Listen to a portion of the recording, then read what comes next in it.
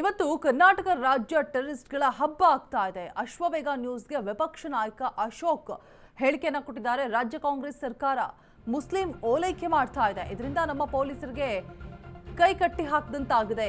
ಜೈಲಿನಲ್ಲಿ ಎಲ್ಲರಿಗೂ ಎಣ್ಣೆ, ಮಾಂಸ, ಬಿರಿಯಾನಿ ಫ್ರೀಯಾಗಿ ಸಿಗ್ತಾ ಇದೆ. ಇವತ್ತು ರಾಜ್ಯದಲ್ಲಿ ಕಾನೂನು ಸುವ್ಯವಸ್ಥೆ ಹದಗೆಡ್ತಾ ಇದೆ. ಕೇಂದ್ರ ಮಧ್ಯಪ್ರವೇಶಿಸಬೇಕು, ಎನ್ಐಎ ತನಿಖೆ ಮಾಡಬೇಕು. ದರ್ಶನ್ಗೊಂದು ಕಾನೂನು, ಟೆರರಿಸ್ಟ್ಗೊಂದು ಕಾನೂನಾ? ಜೈಲಿನಲ್ಲಿ ದರ್ಶನ್ಗೆ ಫುಲ್ ಸ್ಟ್ರಿಕ್ಟ್, ಟೆರರಿಸ್ಟ್ಗಳಿಗೆ ಫುಲ್ ಫ್ರೀ ಕೊಡ್ತಾ ಇರುವಂಥದ್ದು ಯಾಕಾಗಿ? ಇಷ್ಟೊಂದು ಸೌಲಭ್ಯಗಳು ಯಾಕಾಗಿ? ಈಗ ಸುಪ್ರೀಂ ಕೋರ್ಟ್ ವರೆಗೂ ಕೂಡ ಹೋಗಬೇಕಲ್ವಾ ಈ ವಿಚಾರ? ಕೇಸ್ ಮುಚ್ಚಿ ಹಾಕೋದಕ್ಕೆ ಸುಮ್ಮನೆ ಕಮಿಟಿ ಮಾಡ್ತಾ ಇದ್ದಾರೆ ಅಂತ ಕಿಡಿಕಾರ್ತಿದ್ದಾರೆ.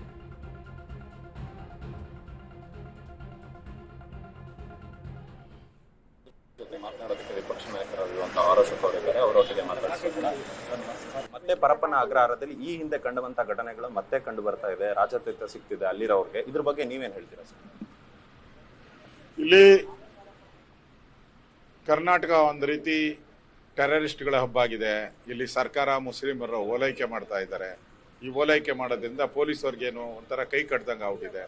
ನಾವೇನ ಮುಸಲ್ಮಾನರಿಗೆ ಏನಾನ ಹೊಡೆದು ಬಡ್ದು ಮಾಡಿದ್ರೆ ನಾವು ಸಸ್ಪೆಂಡ್ ಆಗ್ತೀರಿ, ಟ್ರಾನ್ಸ್ಫರ್ ಆಗ್ತೀರಿ, ಅದಕ್ಕೆ ಯಾಕೆ ಫ್ರೀ ಬಿಟ್ಬಿಟ್ಟಿದ್ದಾರೆ. ಅದಕ್ಕೆ ಮೊಬೈಲು ಫ್ರೀ, ಎಣ್ಣೆನೂ ಫ್ರೀ, ಮಾಂಸನೂ ಫ್ರೀ, ಬಿರಿಯಾನಿನೂ ಫ್ರೀ, ಎಲ್ಲ ಫ್ರೀ ಮಾಡ್ತಾ ಇದ್ದಾರೆ. ಅದರಿಂದ ರಾಜ್ಯದ ಒಂದು ಕಾನೂನು ಸುವ್ಯವಸ್ಥೆ ಹದಗೆಟ್ಟೋಗಿದೆ. ದೇಶದ ಕಾನೂನು ಸುವ್ಯವಸ್ಥೆನೇ ಹದಗೆಡುವಂಥ ಪರಿಸ್ಥಿತಿ ಬಂದಿದೆ. ಕೂಡಲೇ ಕೇಂದ್ರ ಸರ್ಕಾರ ಎಂಟ್ರಿ ಆಗಬೇಕು, ಎನ್ಐ ಎಂಟ್ರಿ ಆಗಬೇಕು, ಗವರ್ನರ್ ಎಂಟ್ರಿ ಆಗಿ ಇದ್ರ ಬಗ್ಗೆ ಕ್ರಮ ತೆಗೆದುಕೊಳ್ಬೇಕು, ಚೀಮಾರಿ ಹಾಕಬೇಕು ರಾಜ್ಯ ಸರ್ಕಾರಕ್ಕೆ ಅನ್ನೋ ಆಗ್ರಹವನ್ನ ಮಾಡ್ತಾ ಇದ್ದೀವಿ. ಸರ್, ಹಿಂದೆ ದರ್ಶನ್ ಅವ್ರ ವಿಚಾರದಲ್ಲೂ ಕೂಡ ಇದೇ ರೀತಿ ರಾಜತೀರ್ಥ ಕಂಡು ಬಂದಿತ್ತು, ಮತ್ತೆ ಈ ಬಾರಿ ಕಂಡು ಬಂದಿದ್ದು. ಅಲ್ಲಿಂದ ಇಲ್ಲಿವರೆಗೂ ಏನು ಸ್ಟ್ರಿಕ್ಟ್ ಮಾಡಿಲ್ವಾ ರಾಜ್ಯ ಸರ್ಕಾರ? ಏನು ಕ್ರಮ ಕೈಗೊಂಡಿಲ್ವಾ ಅಂತ ಸರ್? ಇಲ್ಲ, ದರ್ಶನ್ಗಾದ್ರೆ ಒಂಥರ ಕಾನೂನು ರೀ.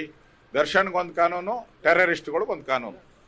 ಸಿದ್ದರಾಮಯ್ಯನವ್ರದ್ದು ದರ್ಶನ್ಗೆ ಸ್ಟ್ರಿಕ್ಟು, ಫುಲ್ ಸ್ಟ್ರಿಕ್ಟು, ಟೆರರಿಸ್ಟ್ಗಳಿಗೆ ಫುಲ್ ಫ್ರೀ ಅಷ್ಟೇ. ಇಲ್ಲಿ ದರ್ಶನ್ ತಪ್ಪು ಮಾಡಿದ್ದಾರೆ, ಇಲ್ಲ ಅಂತ ಹೇಳಲ್ಲ.